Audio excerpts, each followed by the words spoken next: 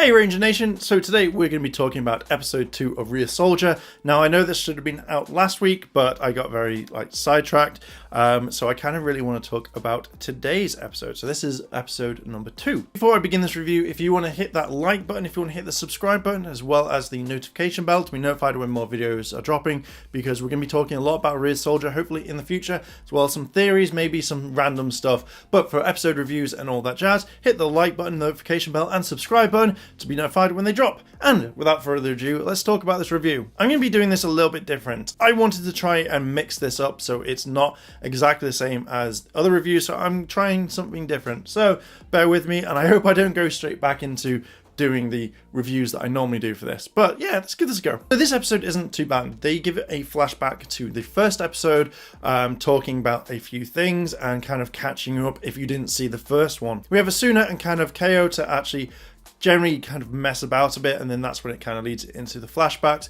and then catching you up on the story. As the Rangers are kind of talking, I love how Tetsu just kind of pops up out of nowhere and she's like, oh, look at this, and it generally kind of made me giggle a tiny bit. One thing that I really didn't like just soon after is how they're making Minasars. So you have this guy running and then suddenly you just have this like thing drip into his mouth and it's like, oh, that's horrible, and that therefore creates the Minasar. Kyuryon, whatever, has this ability, and I'm like, please don't do this for any more episodes. On the skin, absorbing whatever, just not in the mouth, because dear God. But it gets you to pay attention. Now, one thing is this is kind of really sad, because Tetsu takes the Rangers back to her house, meets the father, and, she's like, oh, can they stay? And he's like, yeah, no problem, this is the first time you've brought friends around.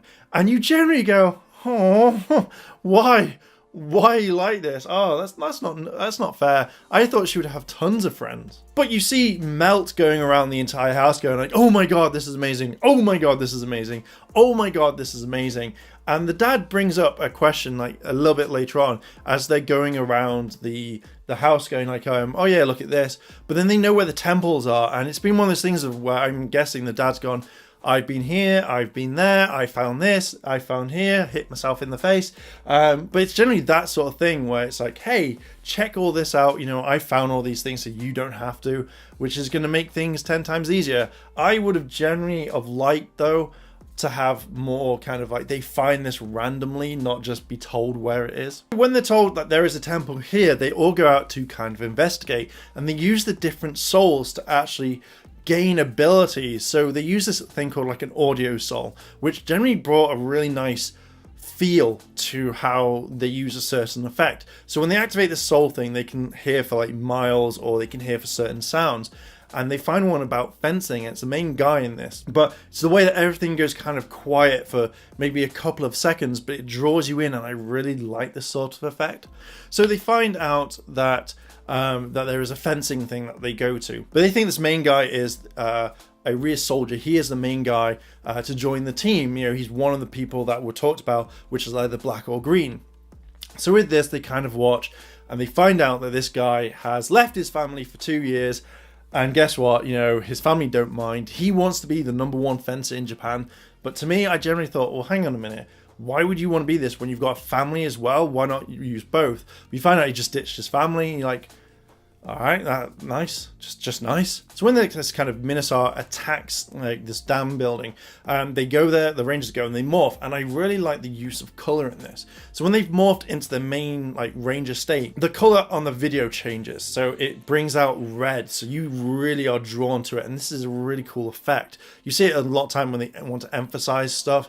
And I'm really hoping that they're going to be using this like much later on, because I think that it will make you want to watch a little bit more. Also, the way that some of it was edited, where they do this roll, so they go in for this attack, but it goes slow then quick, and I really like that.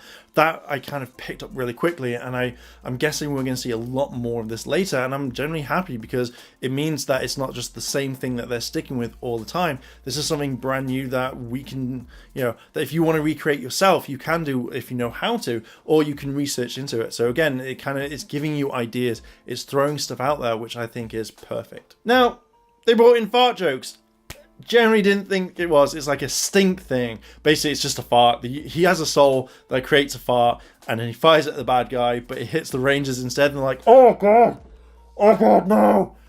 which then causes a bit more problems. So we find out that now the dad is in hospital, and when he's there, all the Rangers kind of rush out because, you know, the monster's attacking, and using different souls. So like to try and find someone, they use like a vision soul, and then they find the family. I mean, when they start talking to the family, she's like, oh yeah, you know, we still love him, he's still number one to us, but you know, he's going to be the second in Japan for fencing.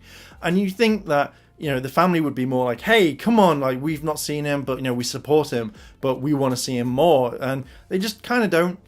And I'm just thinking, really guys, seriously, next time you see each other, actually physically say, hey, I want more time with you, rather than just being like, meh. I've talked about camera angles in this review, and I really like the next set. So you have the Rangers actually fighting the grown-up version of the Minosaur, especially like Blue. I think he just comes out of nowhere. He's in the air and he's about to attack, but he gets knocked back into the building.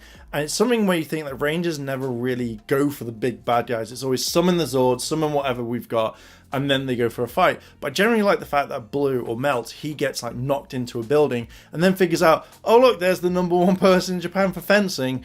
The monster's heading towards you. Crap, what do we do? And this kind of stems a lot more fighting ability into this. So they're able to use their weapons, the souls, to create giant versions to kind of stun, to stop. But when they come up to problems, they utilize different things.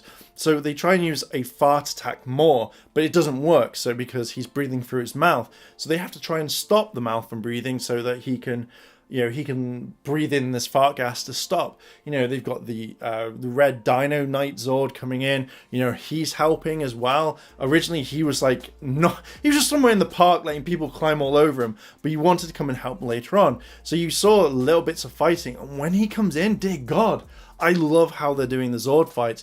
The mech is really cool looking. But the way you're getting different camera angles and then turning it into his Dino Rex mode, whatever they call it. You've got the Dino Knight Rex stage, which is basically him in his like Zord state. He looks like a Megazord effectively, but he's able to kind of fight a lot easier. And I generally really like this. This whole kind of immense different camera angles really make this show pop, and I really liked it. And one thing is, like, when they come to the end, you know, you've got like the you've got Tatsui, she's like kind of like, oh my god, this is going online, this is going on the channel.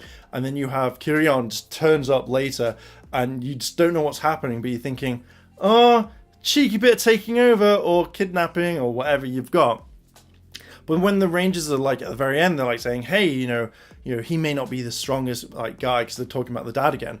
He's not the strongest guy around, but you know, he's the number one to their hearts. And you know, it's just the way that this is shot. It looks stunning.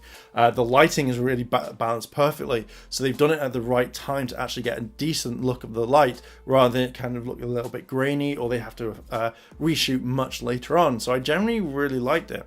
Now the entire episode is something that I would want to keep watching. I generally really liked it. I thought it was engaging. I think that it's still quite dark to some degree. Is it like, say, Lupin versus Pat Ranger, which I really enjoyed that one, but with this one, I'm kind of getting into it, and it's caught my attention, and it's making me want to come back, hence where we saw Tatsui turn around and get kind of like kidnapped, taken over, whatever you want. So I generally kind of really liked it. I think the only thing I don't like is when they do the morph and then they get the knights dancing around them. Don't really like that. I'd rather have like the quick morph, or where it's got the light going around and then onto their body. That's really cool. But I really love the way that they're doing color, the editing. I think it's all really decent, and I really, really like it. But yeah, good episode so far. Going to be talking about episode 3 in a moment, but yeah, generally liked episode 2, and I can't wait for the next one. Well, episode 4, shall we say. So Rangers, I am going to leave it there. What are your thoughts on this? Do you like it? Do you not? Is it something that you would really want to keep watching, or have you gone off it? Let me know down below in the comments, and if you've liked this video, like, favorite, comment, and consider subscribing. Check out all the other videos on the channel if you want to help out on Patreon. Links in the description down below. Remember to check that notification bell, and as always, Rangers, thanks for watching, and I'll see you in a bit.